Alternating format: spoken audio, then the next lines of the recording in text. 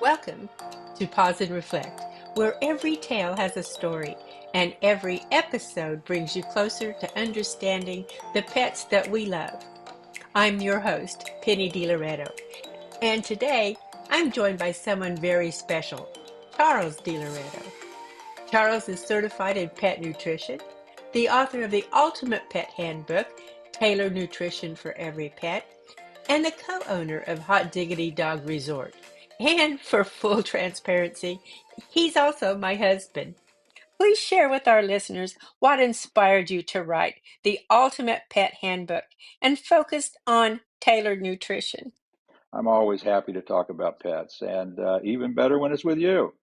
And as many of people who already know me, my name is David to them. My middle name is David, my first name is Charles, and for writing this book, for some reason, I just thought it was probably best to use my legal name. But anyway, just call me David, and I think you know that, and anybody who knows me better by that name anyway. Okay, we'll do that then. As someone who's worked with thousands of dogs and pet parents myself, I've seen firsthand the confusion surrounding, pet foods. What inspired you to create something that finally cuts through all that noise? Well, honestly, I just saw too many pet owners that were struggling, wanting to do the right thing, but feeling overwhelmed by confusing labels and online advice. I wanted to cut through the noise and offer a clear, really more science-backed guide that anyone could follow. Additionally, I got my pet nutrition certification, and I was talking with parents of overweight dogs about their dog's obesity and discovering, what in most cases was the issue. And, in most cases, it kind of just turned out to be their love for their dogs. Often they were making the food themselves, going through all the extra effort and so forth. But they were feeding their dogs multiple times a day, overfeeding them. And as you know, you can pretty much, offer dog food and they're going to eat just almost constantly. So they were feeding them several times a day, giving them treats too, giving them table scraps. So I felt like it was somewhat incumbent upon me just to look into pet nutrition more closely and come up with some answers for our clients. And that really kind of led me to a lot of investigation and ultimately writing this book. Wow, that's so powerful. And, I know the world out there really appreciates this. So the word tailored caught my eye while reading your book. Can you explain what tailored nutrition means in, practical terms? Yes, actually, I kind of equated it to, getting married and going in and getting a tuxedo and kind of getting, tailored for a tuxedo. It means creating a diet that's based upon your pet's individual needs, age, breed, activity level, sensitivities, and even their environment. What works for a younger Labrador might not work for a older dog, and certainly wouldn't work for a cat. Tailored nutrition is often just the opposite of, one bag fits all. Yeah, that makes so much sense. So it's not just what they eat, it's how that food supports their energy, behavior, and even their environment. Exactly. Yeah, think of it like tailoring clothes. The off the rack thing might fit okay, but a tailored fit fits perfectly. A highly active working dog will burn through calories differently than a couch loving senior. And some pet needs, they need grain free. They just can't deal with grains. But on the other hand, some other dogs actually do better with some types of certain grains. Even where you live matters. Dog like in Montana, in the snowy mountains, has different energy needs than one that might live here in Southern California. Yeah, that's so true. You make so much sense. Well, their bodies are different. Their needs are different. Tailored nutrition is all about meeting those specific needs to support long-term health and happiness. Now, let's talk about food labels for a moment. Labels can feel like you're trying to read some kind of legal code. What's your advice for reading labels and, understanding it in a smarter way?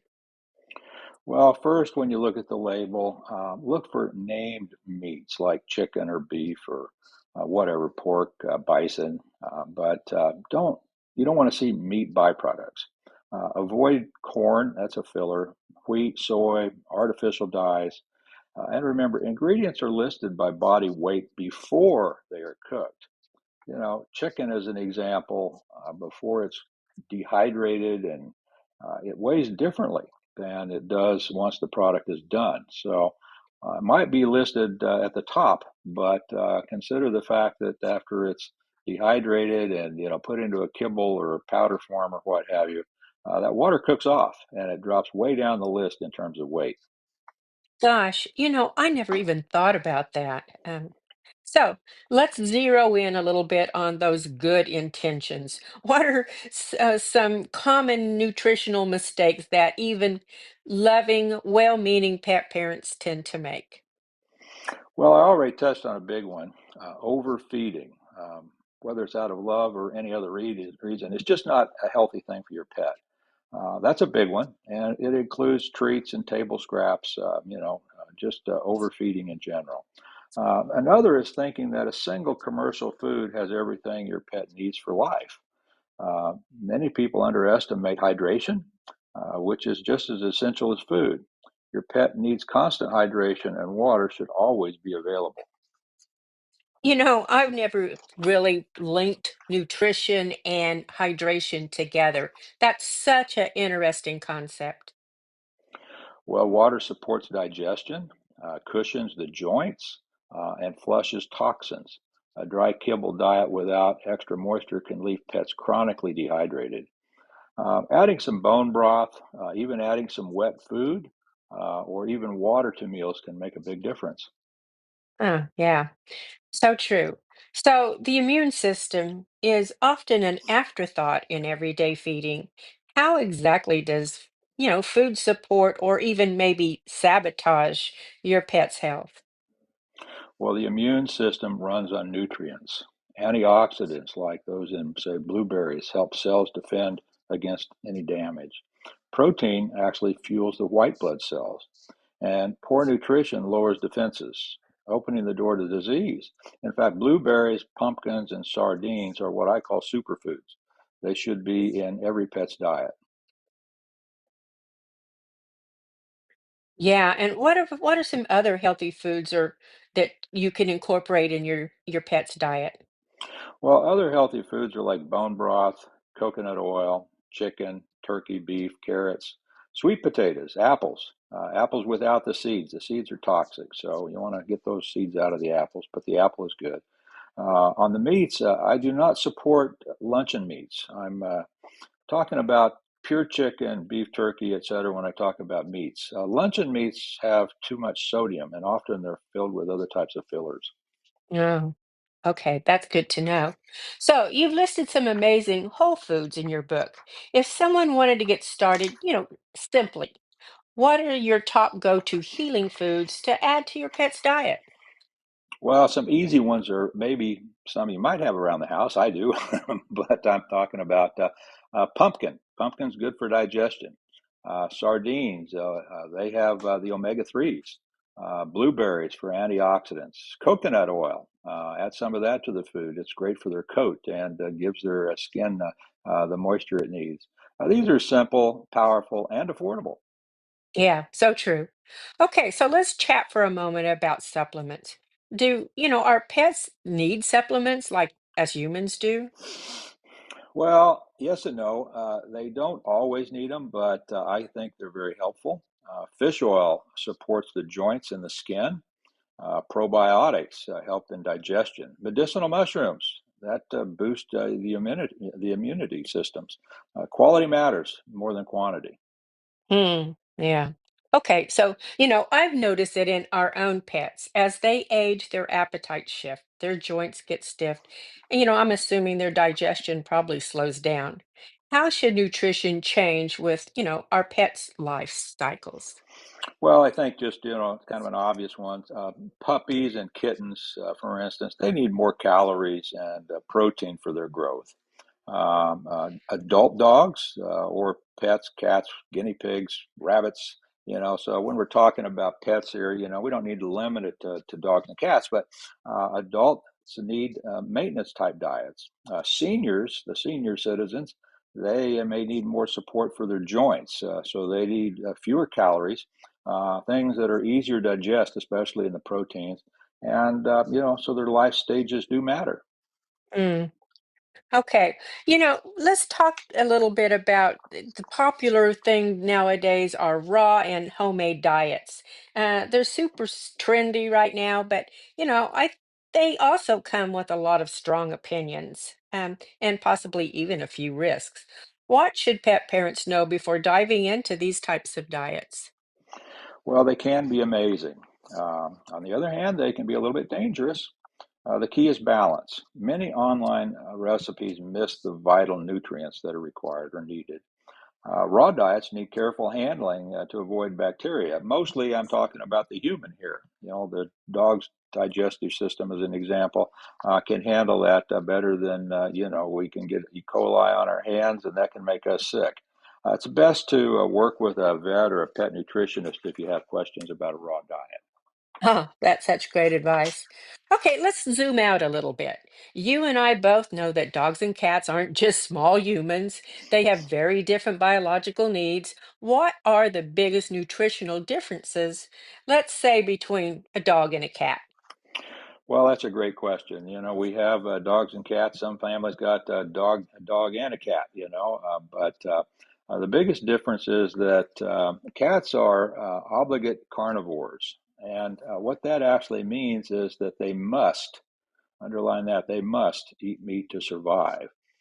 Their bodies can't produce certain essential nutrients like taurine as an example. So they have to get them directly from the animal protein itself. Without taurine, a cat can actually suffer from heart failure, blindness, or I'm not sure what could be worse, but a lot of bad things can happen.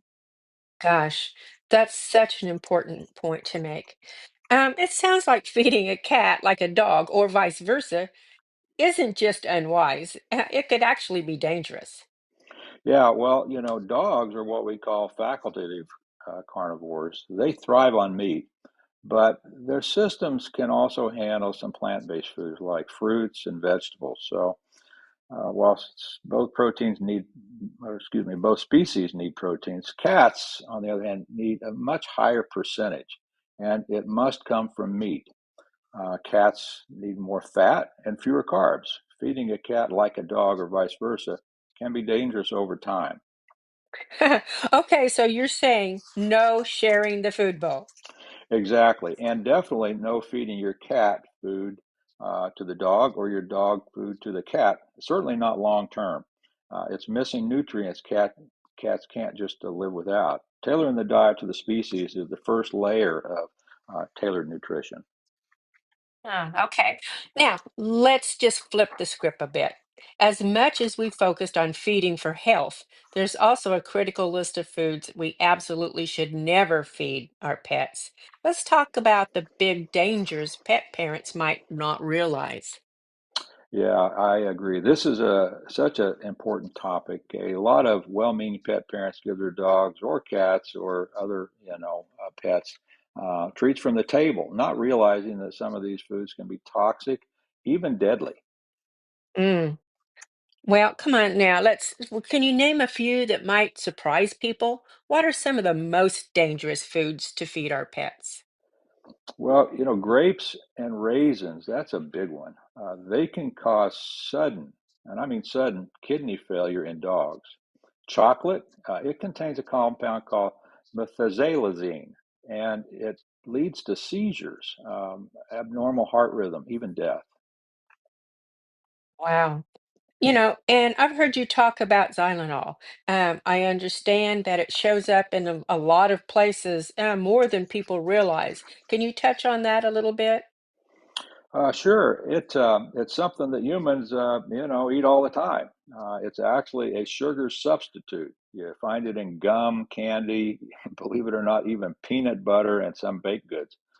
Just a tiny amount can cause a life-threatening drop in blood sugar and even liver failure, especially for dogs. Gosh, that's so good to know. I didn't know that about peanut butter. So, okay, let's talk about cooking during the holidays. That can be another time that dangerous foods could, be a problem for our pets. Can you share a little bit about the foods that maybe would have a little bit more around the house during the holidays? Yeah, it's a great point you bring up about the holidays. Certainly these things can be around any time of the year, but a lot more cooking going on, and maybe the enticement to share a little bit of the scraps with the dogs. But onions and garlic and chives, those can damage the red blood cells. Avocados, that contains persin, and this can be harmful for dogs, cats, and especially birds. It should go without saying, alcohol, but I'll throw it in there. Your pets shouldn't ever have alcohol. Coffee, raw dough, macadamia nuts, those are all dangerous. And, you know, um, I know, it's really good to have bone broth, but, or just cooked bones, especially from, birds and other fowl. They're hollow, but, these types of bones, they can splinter and cause serious damage to the pet's digestive system. Oh, that's such a powerful reminder. Just because it's safe for us doesn't mean it's safe for our pets. Our pets need a menu built specifically for their biology, right? Exactly. You get it. Even foods that are healthy for us, like grapes or certain nuts, can be toxic to your pet. When in doubt, just don't share it. And never give your pet medications or vitamins that are meant for humans without your vet's approval. You've done some deep dives into medical mushrooms, and I know you're a big believer in their value. What makes them so special for our pets' diet? Yeah, we give our pets mushrooms every day in a form. We can talk about that, but they are simply immune powerhouses, truly. Reishi helps regulate the immune system and supports heart health. Lion's mane is incredible for cognitive function and nerve repair. Shiitake not only boosts immunity, but is an anti-tumor properties mushroom. These aren't just folk remedies. They've been studied extensively in both human and veterinary science. Wow. And, at our facility, Hot Diggity Dog Resort, we've chosen to partner with companies that formulate these kind of products thoughtfully. Please talk to us a little bit about some of these products. Absolutely. Well, one of the products that we give our dogs here daily is called mush puppies. You know that.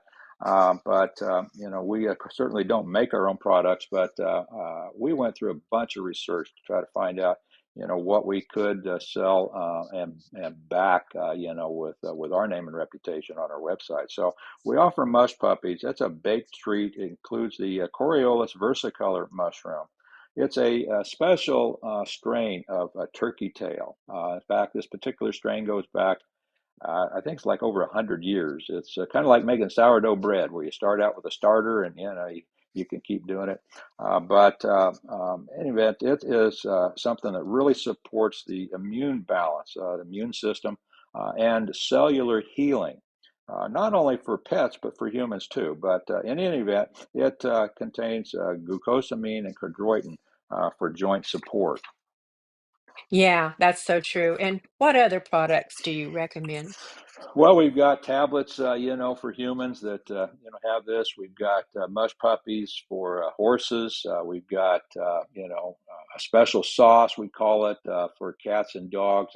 That's we call it special sauce, but it's a product that's kind of got a kind of a jelly-like consistency. Not all dogs or pets are going to eat like any type of treats. So this is something you can actually combine with their food. So the special sauce is a liquid supplement that combines the Coriolis versicolor with humic and fulvic acids. Those help with detoxification and improve nutrient absorption in the cells. It's also, great daily health support for pets recovering from illness or stress. Yeah. And I love that these are natural food-based supports, not just pills or synthetic vitamins. There's something powerful about staying close to nature. Yes, I totally agree. Exactly. These are time-tested, science-supported ingredients that help pets feel better, heal faster, thrive longer, and they're like almost like a coach to the immune system. They get the immune system back to how the immune system was originally created to be. And we've seen, results in these animals firsthand. Yeah, okay. So, what's something most people don't realize that nutrition affects? Well, being a behaviorist, you know this, but dog behavior, poor diets can cause hyperactivity, aggression, anxiety in your pet. That's caused because of, blood sugar swings or food allergies can show up as mood swings. Food doesn't just fuel the body, it affects the mind. Oh gosh, that is so true. So now let's talk a little bit about budget. Budget's a real problem these days for families. What are some low cost, high impact ways, that people can upgrade nutrition without breaking the bank? Well, I would suggest start with, they can use some real food toppers like carrots or eggs. Cook up a batch of bone broth. Choose higher quality food. Even if it costs a little bit more, it may reduce your vet bill later. And with high quality foods, you don't have to give as much. Prevention saves money. Wow. Yeah. Now, for someone just getting started who's maybe feeling a little overwhelmed with all of this, where should they begin? Well, I'd say start small. Upgrade your treats. Switch to better quality food. Add a daily superfood.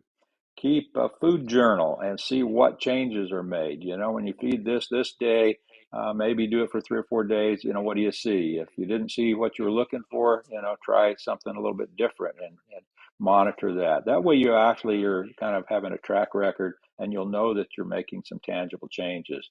Tailored nutrition is a journey. It's not an instant fix. We have some excellent recipes for homemade dog treats on our website at the Hot Diggity Dog Resort. Those are economical and doesn't cost much, and there's a lot of love in sometimes putting things together yourself to feed your family or your pets. Such great advice. So, David, where can listeners go to learn more and, and get connected to the resources that you've mentioned today? Well, my book, it's called The Ultimate Pet Handbook, Tailored Nutrition for Every Pet. That's available on Amazon. You can search for it by name or search for it under my name. I've got some other books there too, children's books and health books for people, but Charles DiLoreto is how I'm on there. The other thing is, for these supplements and mushrooms and immunity support we talked about, we can just go to HDDR. Now, HDDR is for Hot Diggity Dog Resort, but this is our supplements website. It's hddr.petclub247.com. And as the name implies, it's open 24 hours a day, 7 days a week. So hddr.petclub247.com. And, for specific questions, I'm available to answer. Just send me a note at david at hotdiggitydogresort.com. Yes, and for those that's interested in getting more information, you can check out the links that I'll have in the transcript of today's podcast. So, David, thank you so much for being here and sharing your heart and your expertise with us. And to all our listeners, thank you for tuning in to Pause and Reflect. If you enjoyed today's podcast, don't forget to subscribe, leave a review, and join us next time as we continue to explore ways to build a stronger and happier bond with our pets.